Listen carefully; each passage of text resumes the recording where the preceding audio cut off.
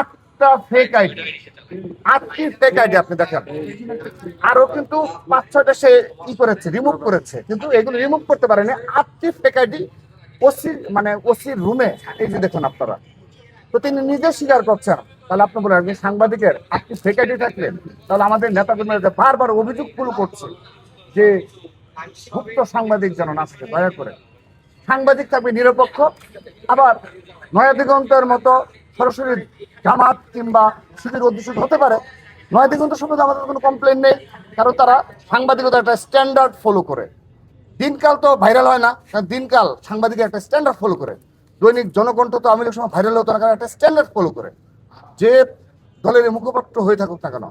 তো 1-2টা সংবাদ মাধ্যম রয়েছে যারা এই ধরনের ইথিক্স ফলো করেন। এই যে তার মধ্যে আমি একটা দেখাইলাম, আপনারা আরেকজনকে দেখুন, আপনারা দয়া করে।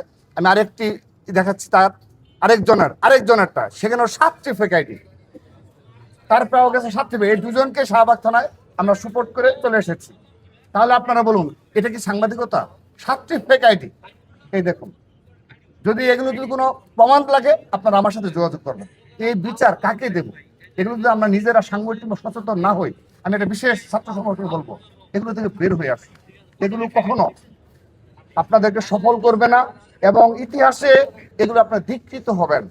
ইতিহাসে এই দায় আপনারা কখনো এড়াতে পারবেন না। এই ধরনের সাংবাদিকতার ক্ষেত্রে যারা এই ধরনের মানে ইন্টেনশনালি কোনো একটা ছাত্র সংগঠনকে ঘায়েল করার জন্য, বিশেষ করে ছাত্র দলকে এই ধরনের কাজে লিপ্ত রয়েছে, আমি অনুরোধ জানাচ্ছি আপনারা এই প্রচেষ্টা থেকে বেরিয়ে আসুন। আমি প্রমাণ সহ উত্থাপন করলাম। আমি আশা রাখছি অবশ্যই ইসলামী ছাত্র শিবির যে আজ সম্পর্কে দেখালাম সেই ব্যবস্থা কি নেয়, আমি সেটা দেখব।